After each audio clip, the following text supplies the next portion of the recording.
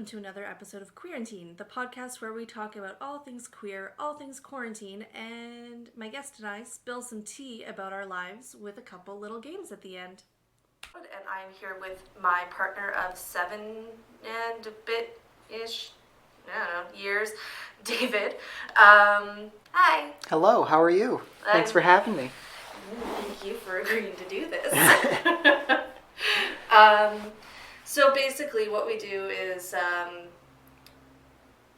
we'll each share a story about our queer experience or a queer experience.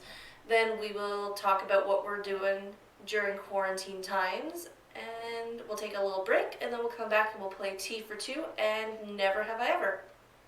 Woohoo. My queer story. This is getting harder and harder to think about with every ongoing episode. I don't know, because you're here and you're my partner and we're in a polyamorous relationship, maybe I'll talk a little bit about that. Okay. Yeah. Yeah.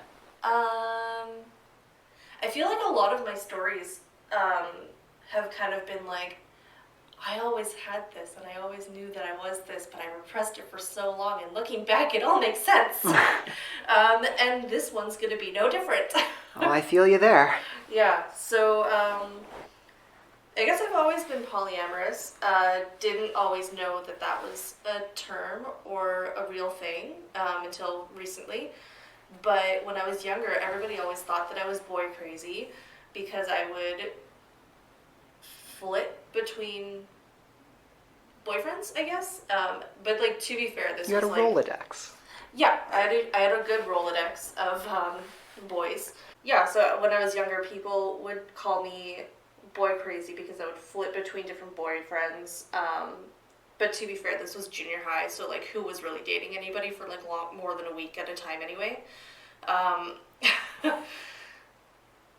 But I think that it was because like I would always genuinely develop feelings for multiple people at a time and just didn't know that that was a thing that existed outside of just me. So I thought that I had to break up with whoever I was with in order to date this new person, even though my feelings for the first person never went away or diminished. Right. I just thought that's how I am, what I had to do. That's how society taught you to be in a relationship, and like you can't cheat on people and...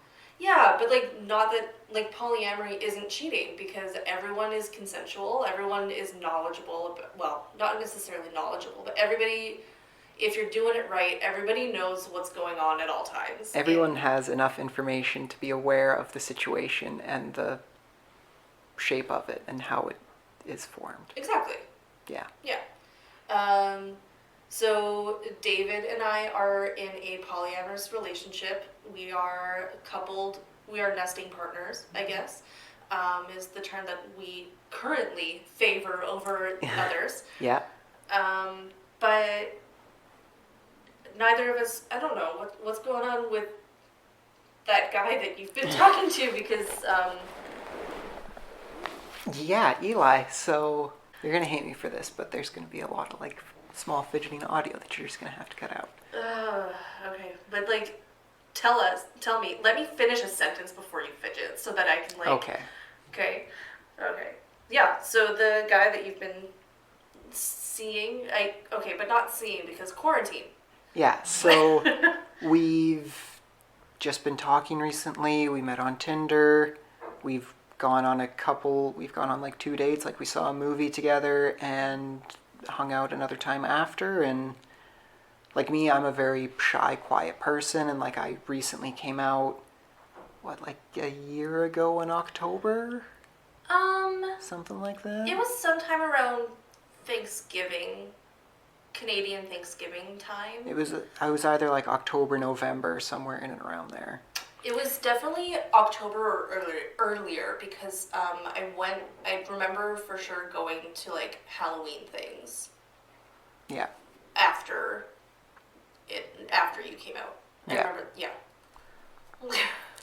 Yeah, so anyways, so like I growing up, like, I did have a previous relationship with a young male.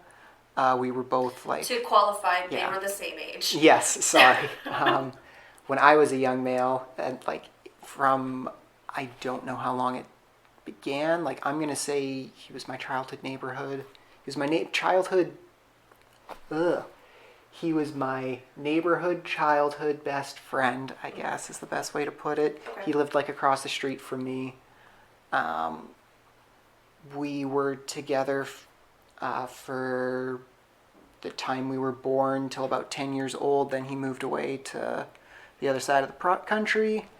And Together as in like in proximity with each other, not like together in a relationship since you're born. Yes. Yeah, so like growing up, he was always my best friend, and like we did everything together, and like literally everything. So, yeah. What was the question again? Well, there wasn't really like a question. It was more like, hi, you shared a story, a queer story now. Yeah, so just like growing up, I guess that was my childhood. So like I always hid that from everyone because I saw in the media growing up that like it was okay to be out and be proud, but like growing up, high school is tough and it's only going to get tougher. So like I wanted to just like hide that from everyone, and just like not share that part of my life with anyone because I thought it would protect me in the long run. And like I don't know if it did or if it did more harm, but like it is what it is, and like I don't regret the decision I made, and it was right for me in the time and in the environment that I was in. So that's what I did, and I know for people out there, like it's not easy, and being queer and growing up is never an easy experience. So you have to do it as best you can and do whatever you think is right. Yeah, pretty much. I mean, I really feel that because obviously, like, I also didn't come out until like a year ago, sometime in April. So like, yeah, I don't know. Internalized homophobia is a real thing. Yeah.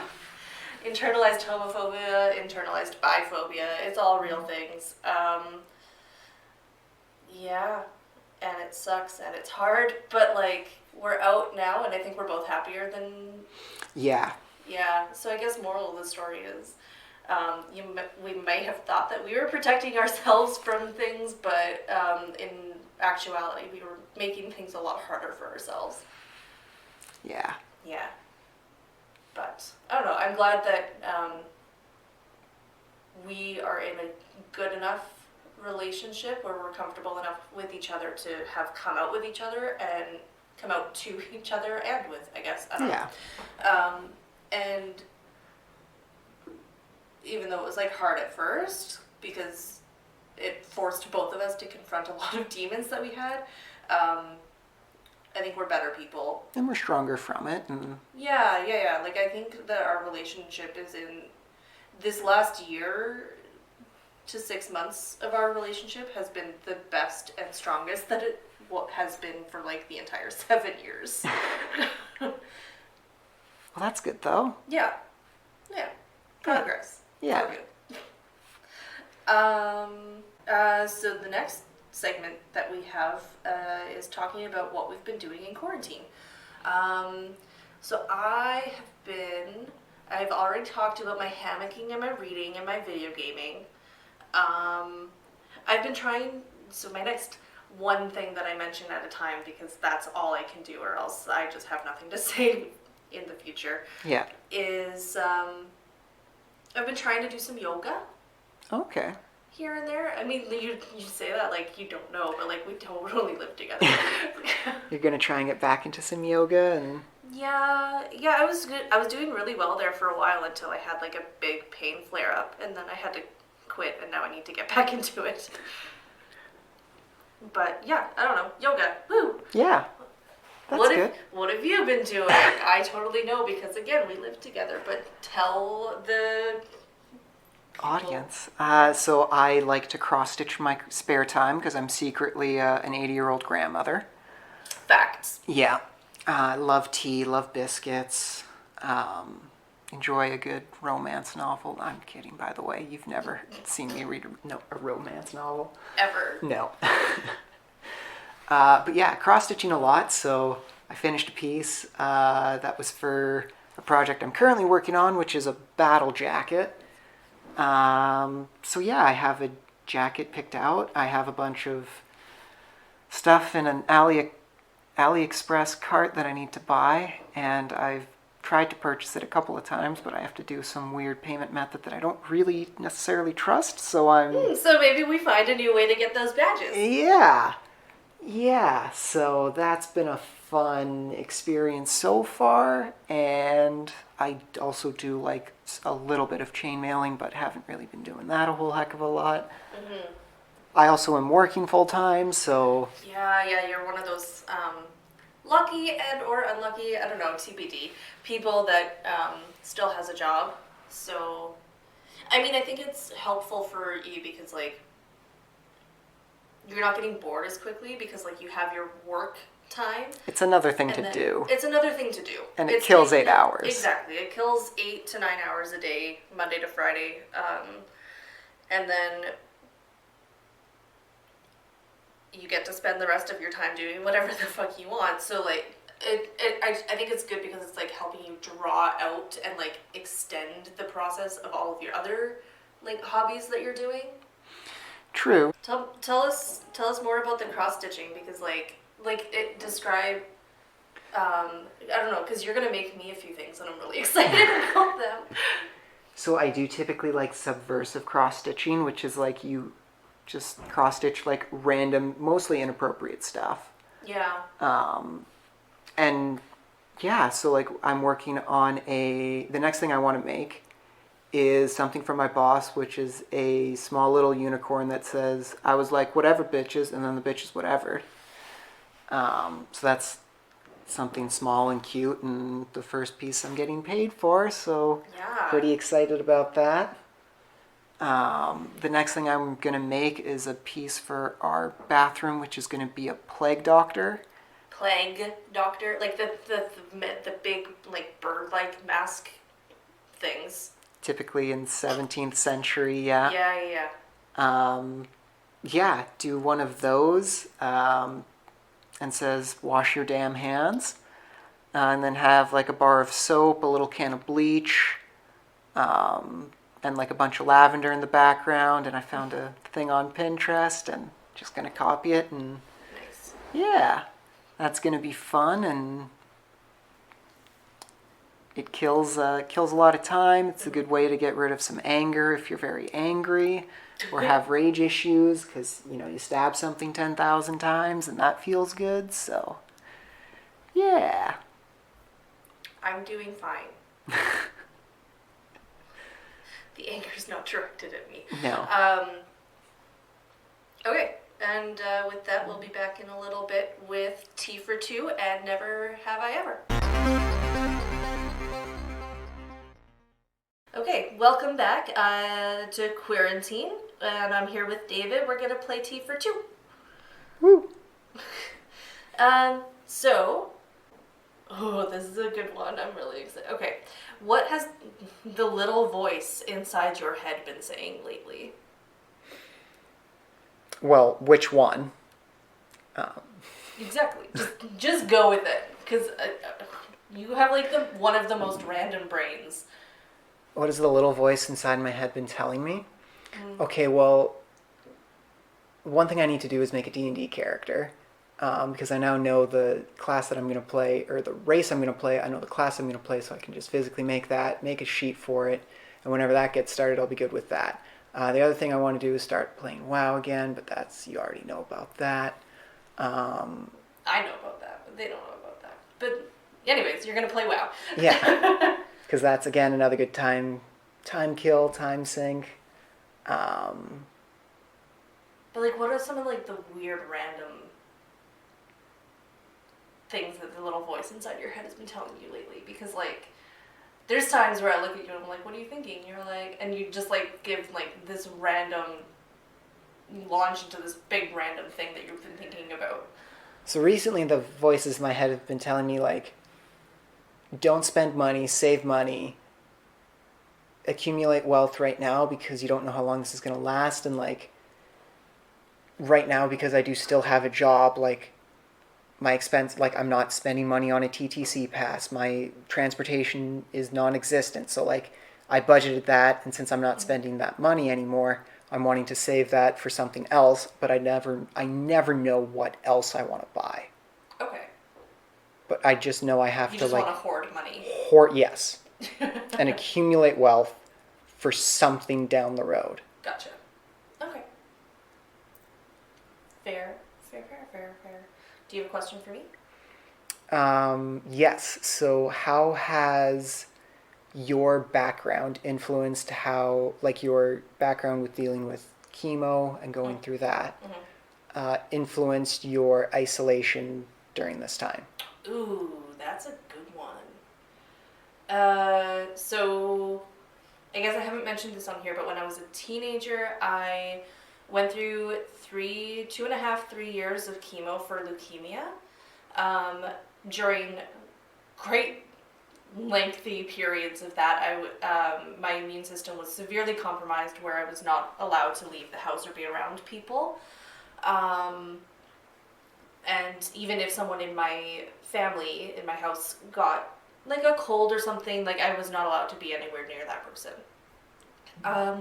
So it's prepared me disturbingly well for all of this.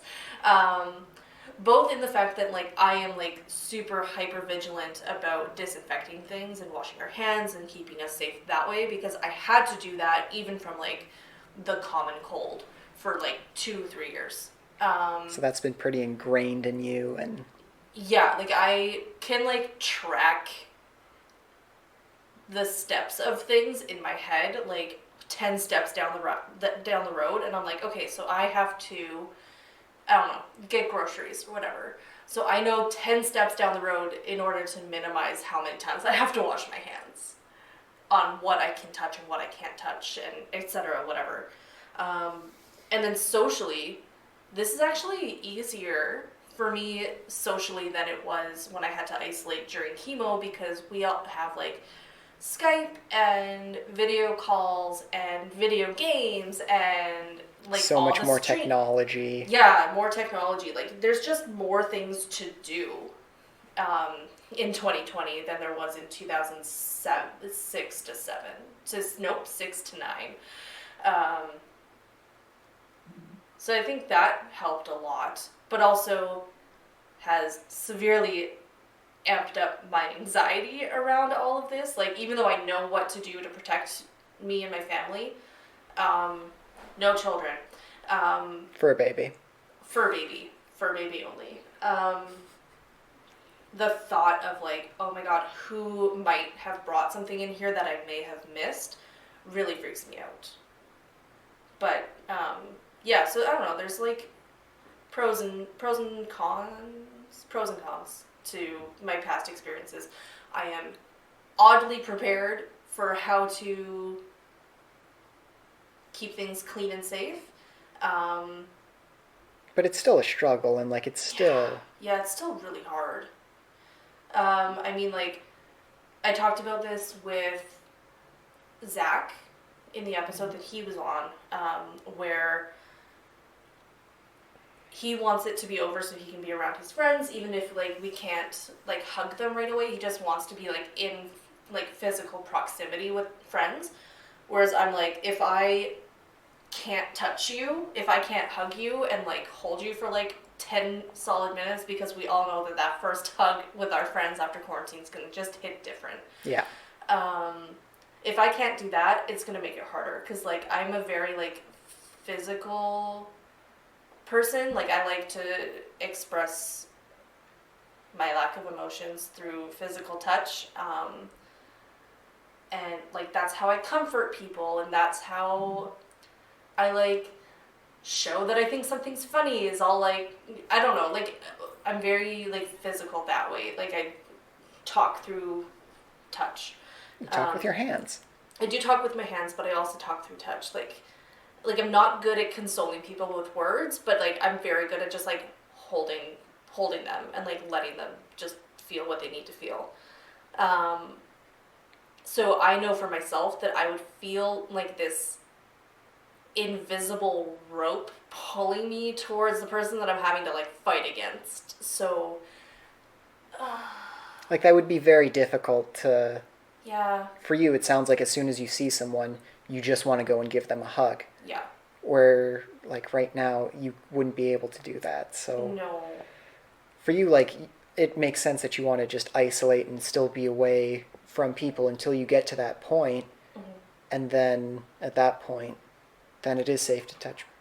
Then it is safe to touch people, and yeah, like I definitely agree that as soon as you can physically see people again, like even going back to the office and physically seeing all the people, like the first day we're probably not going to work all that much, and it's just going to be 90% socializing with people. yeah, maybe. I mean, I know a lot of workplaces have like flat out told their employees that are working from home, like, you won't be back in your offices until at least 2021. Which, I mean, if you're functioning at 80%, 98%, whatever capacity that you were in the before times, then, like, why risk everyone's health to just go back to an office space? Not to mention, this can save businesses money as well because they're not having to rent as much office space because they can employ more people to work from home.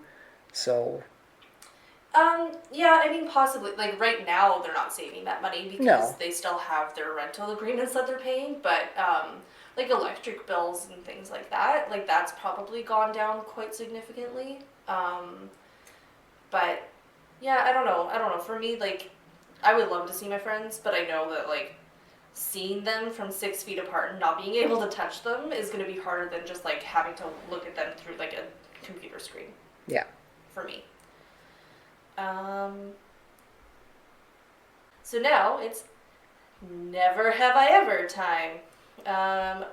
This is the segment of the podcast, episode, whatever, where I find a random question on the internet and we both answer whether we have or haven't and share a little story or an explanation. So today's never have I ever is never have I ever lost someone and followed the wrong person in a crowd. I think I've done that. You think you've done that? That sounds like something I would do. Yeah, no, that's true. That's totally something you would do.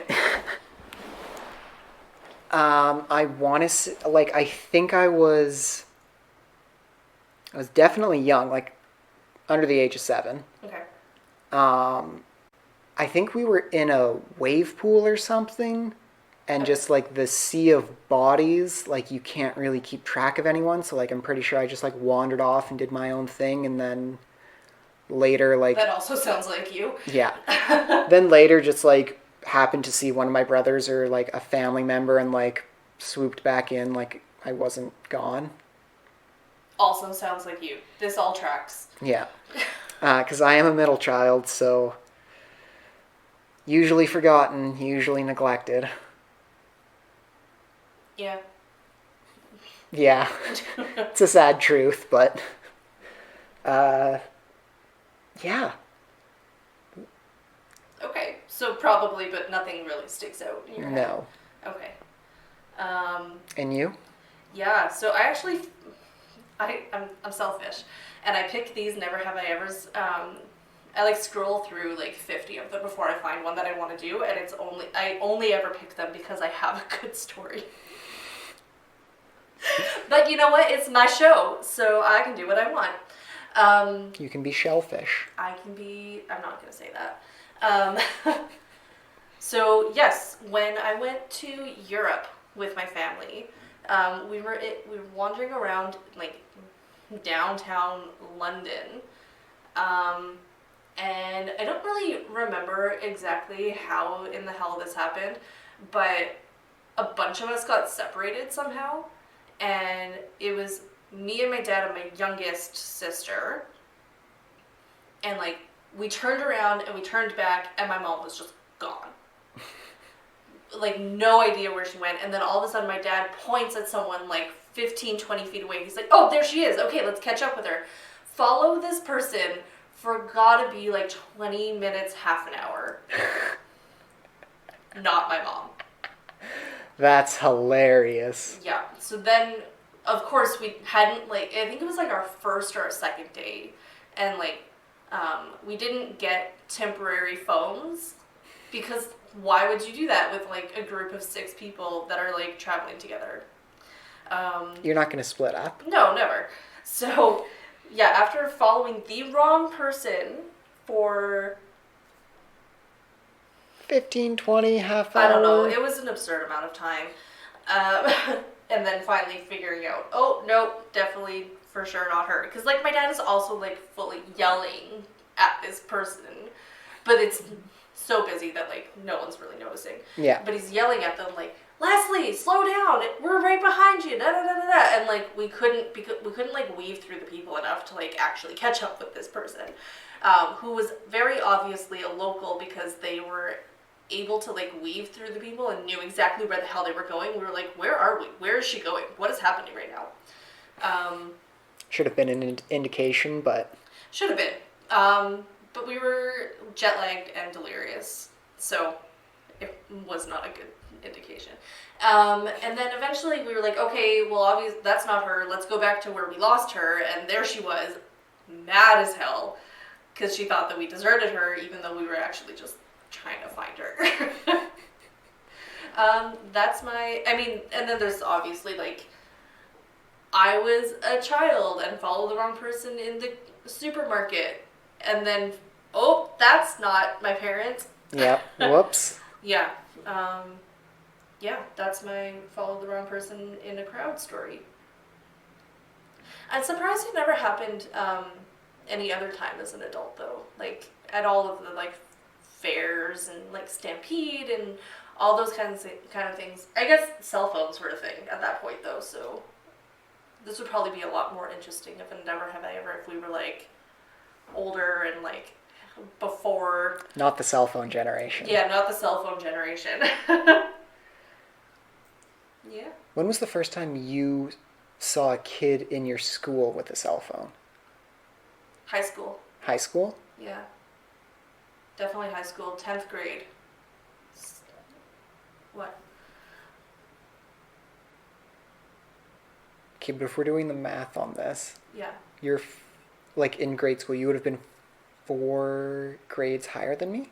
I think so. What year did you graduate? 2011. I graduated 2007, so 3 years. Nope, 4. 4. Math. But that's, like, around the same time then. What? If I was in the 6th grade, because I remember, like, in elementary school, Yeah. there were, like, 2 or 3 kids that had cell phones. Okay, but you also went to private school with a bunch of rich kids, so that makes sense. Whereas, Yes. like, I went to public school with a bunch of, like, middle class to, like, poor kids. And in high school, of my friends, there was very few of us that had cell phones. And I remember that we were, like, not allowed to call each other before 9 p.m. because after 9 p.m. minutes were free. And you, like, if I texted somebody... Oh, it was absurd. Well, not Why even would you was it text? absurd, but, like, my parents would flip because, like, because it was so expensive, right? And then when the phones with internet browsers came out, if you accidentally hit that internet button, you were, like, button smashing and to try to get out of it before it actually charged you with anything. Yeah. Oh, how times have changed. Yeah. In, like, probably only about, like, 15, like, less than 20 years for sure. Oh, yeah. Like, it's crazy. Mm-hmm. Yeah. That's all we have for today, really. So, thank you for being here. Thank you for agreeing to do this with me. Thanks for having me. It's a pleasure. Yeah. And I will see you immediately after we stop recording and forever and ever until quarantine ends because we're in the same apartment. Okay. Bye. Bye. Thanks for listening to another episode of Queerantine. You can find me, your host Jenna, on Instagram at generation.q. That's JENNARATION.Q, just the letter. You can also find me on Twitter at QueerantinePod1, the number 1. And I'll see you next time in Queerantine.